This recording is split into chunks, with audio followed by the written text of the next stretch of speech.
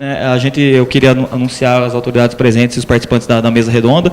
Tá? A gente tem um participante que confirmou de última hora, ele não aparece no cartaz, mas a gente tem a presença do excelentíssimo senhor juiz Wilson Palaro aqui hoje, Júnior, tá? Juiz de Direito Civil aqui de São Carlos, que ele veio enriquecer a nossa mesa redonda. Tá? A gente tem a participação aqui também da professora Maria do Socorro Souza Braga, da UFSCar. A gente tem a participação do professor Pedro José Floriano Ribeiro, da UFSCar também. Aqui do ICMC, eu e o professor Mário Alexandre Gazeiro estou organizando o evento. Junto, aqui do ICMC a gente também tem a professora Kalinka Regina Lucas Castelo Branco. Nós somos, ela é especialista mais na área técnica, na parte de criptografia embarcada. Os professores Pedro e Maria do Socorro, eles são do Departamento de Ciências Sociais da UFSCar, do Núcleo de Estudos em Ciências Políticas, né? Acho que eles vão fazer a apresentação regular. E a gente tem também a presença do Oscar Isauro Marques, da SERPRO do Rio de Janeiro, tá? Que é uma entidade que trabalha com segurança da informação. Né? A ideia dessa mesa redonda vai ser o seguinte, feito as duas palestras, os participantes vão pôr suas colocações do que acharam do evento, né, e fazer perguntas aos palestrantes, né, e eventualmente terminando a sessão de perguntas deles, se inicia, a gente abre para a plateia e para as perguntas da internet. Tá, então, gostaria de passar a palavra para o juiz Wilson Palaro. O senhor pode falar até onde está mesmo, a câmera vai filmar o senhor aqui. Bem, boa tarde a todos. Queria cumprimentar a ambos aí pelas colocações. E eu gostaria só de pôr em discussão uma questão que nós já tínhamos, pelo menos preliminarmente, tentado abordar, que, a meu ver, é o seguinte: a gente, evidentemente, que precisa respeitar muito essas colocações técnicas, que elas estão, de um lado, do processo, que não é acessível a qualquer juiz eleitoral, pela absoluta falta de conhecimento dessa matéria, mas contrapor a um outro aspecto que é prático. O Brasil, ele não dá para a gente tomar como base o colégio de eleitores do estado de São Paulo, por exemplo, da região sudeste. Nós aqui temos um problema sério, bastante sério, com analfabetos. E o que dirá nas outras regiões do Brasil. E eu penso o seguinte: da mesma maneira que hoje nós já enfrentamos um problema sério, com a possibilidade de se dar ao analfabeto essa segurança de que o que ele está votando é aquilo que ele quer realmente,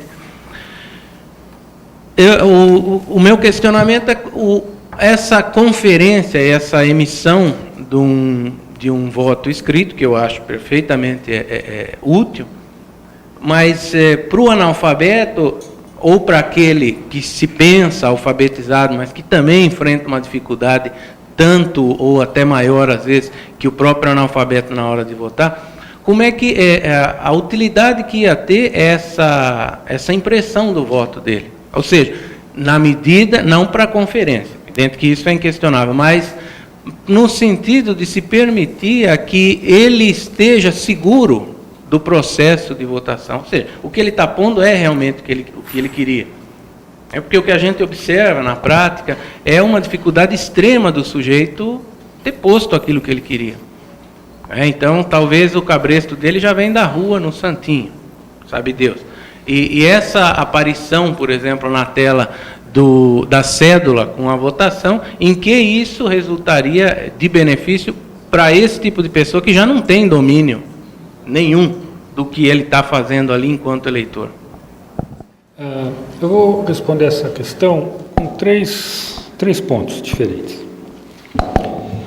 Primeiro, o voto impresso está sendo usado no resto do mundo, onde tem urnas eletrônicas. Então, ele é viável e tem uma finalidade e funciona para isso. Ele não inviabiliza o processo. Outro ponto. A ideia do voto impresso, além de dar transparência para o eleitor poder ver o registro do seu voto, não é obrigar, é poder ver, ele é usado para fazer uma auditoria da contagem, da apuração dos votos. E para esse caso, Vai ser contado os votos impressos depois e comparado com o resultado eletrônico, para ver se é igual. Para esse efeito, basta que 10%, até menos 5% dos eleitores tenham, de fato, conferido o voto impresso. Se esses 5 ou 10% dos eleitores que conferiram, de fato, o voto impresso com o eletrônico forem aleatórios, distribuídos aleatoriamente durante o processo de votação, isso já é suficiente para dar uma garantia estatística que o software daquela máquina funcionou corretamente. Então, não é necessário, para a estatística, para efeito da fiscalização da apuração, que todos os eleitores confiram o seu voto. Basta que alguns confiram, desde que não sejam em posições determinadas. E terceiro, a ideia é que o eleitor possa conferir. Se o eleitor não tem capacidade de conferir o mínimo, quer dizer, o voto dele escrito, ele vai ter dificuldade, inclusive, para votar. Como você disse, ele vai levar um santinho, não tenho muita certeza se está votando no candidato certo. No caso das máquinas que tem tela touchscreen, ele vota na foto, né? Isso eu gostaria de comentar um negócio muito interessante que eu observei lá na Argentina. Eu reparei que tinha propaganda eleitoral, outdoor, que era só o seguinte, era um quadro colorido, uma foto do candidato e uma foto do governador. Não tinha uma palavra escrita, não tinha número do partido, não tinha número do candidato, não tinha nome, nada. Que era para o eleitor associar a imagem do cara que ele quer votar com o outro governador que era popular. Aí na máquina vai aparecer a foto, ele põe o dedo na cara da foto. Tinha uma outra propaganda que eu achei ainda mais ainda. Era um outdoor grandão, um coração vermelho. Nenhuma palavra. O coração vermelho era o símbolo de um partido. Ele queria que o candidato o eleitor fosse votar, pusesse o dedo votasse na legenda. Então, isso facilita muito para o eleitor analfabeto. Isso tudo pode ser conseguido com as novas telas touchscreen. Nós solicitamos ao TSE que migrasse, antes de 2009 ele comprar as novas 300 mil urnas, a gente apresentou a sugestão formal que fosse, quando abriu a auditoria, a concorrência para comprar as novas urnas, que fosse solicitado tela touchscreen para ele poder pôr foto, o eleitor votar na foto, tudo. Eles não aceitaram a proposta, aí eu não vou discutir a questão técnica ou de custo, mas tem muitas soluções para facilitar a facilidade de intelecção do voto pelo eleitor analfabeto. Infelizmente, a máquina que nós temos hoje, que tem um teclado numérico, não é tão amigável assim. É o que eu acho. Então, há soluções tecnológicas, o sistema está sendo usado no mundo inteiro, e é questão de projetar um sistema considerando todas essas variáveis, na minha opinião. Você quer falar alguma coisa? Só para, talvez, dar um ponto técnico também, o amigo já contemplou esse ponto, mas é bom ressaltar, para que seja útil um mecanismo de verificação independente, não precisa que todos os eleitores verifiquem, basta que uma porcentagem não trivial verifique.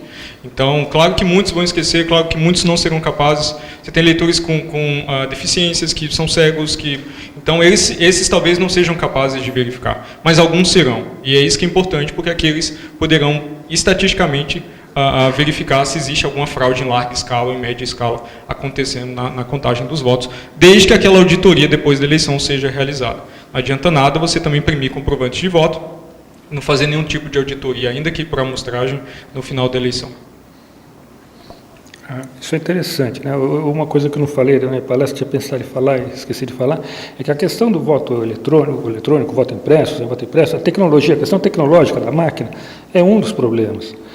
Isso tem que vir com invólucro de considerações, né? Por exemplo, não adianta imprimir o voto se você não contar depois o voto impresso. Tem que fazer, não precisa ser 100%, como estão pedindo na Venezuela. A amostragem na Venezuela hoje já é automaticamente feita em 54%. Então, é um número grande, bastaria ser 10%, 5%, já seria suficiente para dar uma estatística confiável. Então, há um monte de requisitos que tem que vir junto com a máquina que propicia o voto impresso para que tudo isso funcione. Não basta só mandar imprimir o voto, como no México, não deixar o eleitor refutar, né? Então, tem todo um conjunto de